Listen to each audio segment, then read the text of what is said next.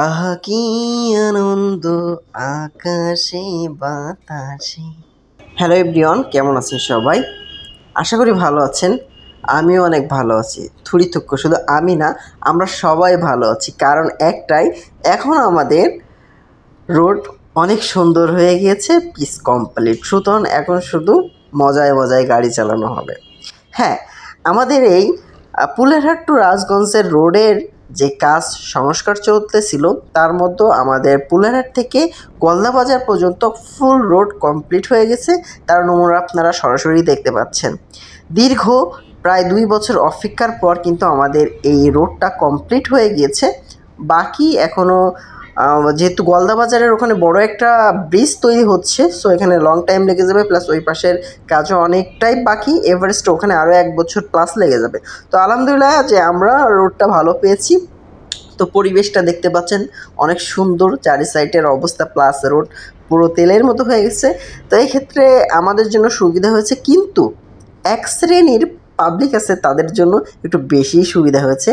এবং তাদের ক্ষেত্রে একটু কথা বলি, যেমন যারা একটু বয়স কম, উড়াধুরা বাইক চালায়, তাদের ক্ষেত্রে একটু সতর্কতা দিব।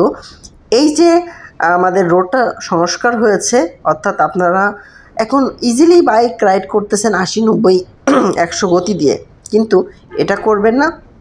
অবশ্যই একটা লিমিট বজায় রাখবেন, কারণ সবাই জানে সামান্য একটা ভুল সারা জীবনের কান্না। সো এমন কোনো ভুল করতে যাবেন না যেন আপনার কোনো একটা ক্ষয়ক্ষতি হয়ে যায়। কেন বলছি?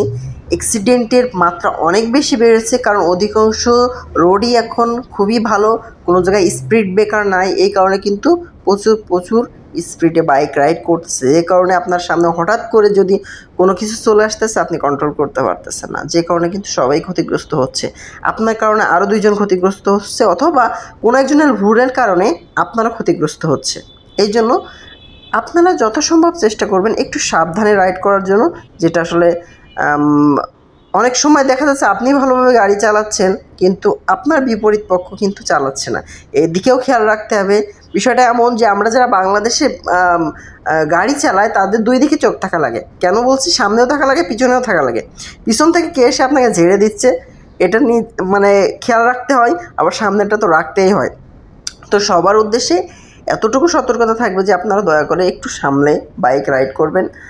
আমরাও যত সম্ভব চেষ্টা করি, তারপরেও মাঝে মাঝে অনেক সময় উল্টাপাল্টা হয়ে যায়। তারপরেও নিজেকে কন্ট্রোল করা মেন বিষয়। যে আপনি ভালো একটা রোড পেয়েছেন মানেই উড়াধুরা টান দিবেন এমন নয়। বাংলাদেশে এখনও এমন হাইওয়ে রোড কম আছে, ঢাকা শহর ছাড়া, যেখানে 80-র উপরে লিমিট করা আছে।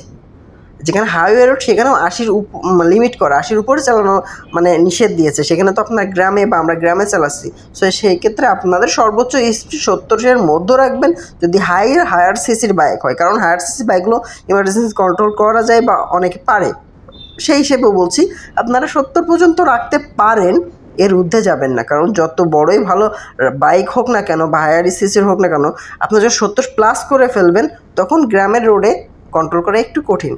হুট করে একটা ছাগল চলে আসতেছে, একটা গরু চলে আসতেছে, কুকুর মারামারি করতেছে, হুট করে বাচ্চারা চলে আসতেছে। এই জন্য আপনাদের অনেক বেশি জরুরি এই বিষয়গুলো মাথায় রাখার জন্য। ঠিক আছে? অনেকে এই বক বক করতেছি, এটা কানে দিচ্ছে না বা ভিডিও দেখতেছে না। আপনাদেরকে বলি, কিছু না কিছু ভিডিও প্রতিটা ব্যক্তি যারা আপলোড করে ইম্পর্টেন্ট থাকে। ঠিক আছে? সো ভিডিও যারা দেখেন তারা অবশ্যই একটু মানার চেষ্টা করবেন। 10টা ব্যক্তির কথা শুনে যদি একটা মানেন, সেটা আপনার জন্য ভালো। সো এখন মানুষ শেখে কোথা থেকে জানেন? এই সোশ্যাল মিডিয়া থেকেই মানুষ লার্ন করে বেশি, কারণ অলস টাইম এখানেই পড়ে থাকে। মানুষ বই যদি 1 ঘন্টা পড়ে, সোশ্যাল মিডিয়া নিয়ে পড়ে থাকে 5 ঘন্টা। সো এই 5 ঘন্টার মধ্য থেকে আপনাকে কিছু অ্যাচিভ করে নিতে হবে। 10টা ব্যক্তির কথা শুনতে হবে, ভালো কথা, যে কথা আপনার জীবনের জন্য কাজে লাগবে, তাই না?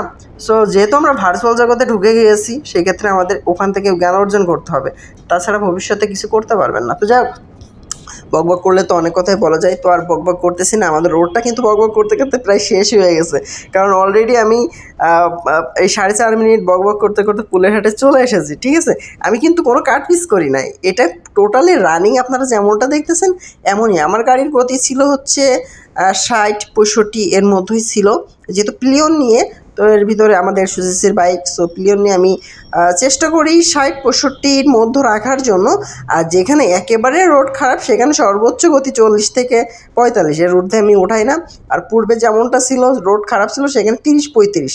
ঠিক আছে, অনেকে বলতে পারে যে ভাই এত ভালো বাইক নিয়ে তোমরা এত স্লো গাড়ি চালাও। হ্যাঁ, প্রয়োজন বোধে অনেক সময় চালাইতে হয়। আর আপনি সিঙ্গেল যেমনটা রাইড করবেন পিলিয়ন নিয়ে, অনেক বেশি সেফটির সাথে রাইড করা লাগে, কারণ আপনার সাথে যারা আছে তাদের সেফটিটা আগে জরুরি। আপনি জেনে যান, কিন্তু আপনার যে পার্সন আছে আপনার সাথে পিলিয়ন, তার সেফটিটা ফার্স্ট, দেন আপনার সেফটি, কারণ আপনার সেফটি ঠিক থাকলে আপনার ফ্যামিলি পার্সনের সেফটি বজায় থাকবে। এই জন্য এটাও খেয়াল রাখবেন। তো ঠিক আছে, সবাই ভালো থাকেন, দেখা হবে নেক্সট ভিডিওতে। এটা ছিল আমাদের ফুলেরহাট বাজার পর্যন্ত ভিডিও।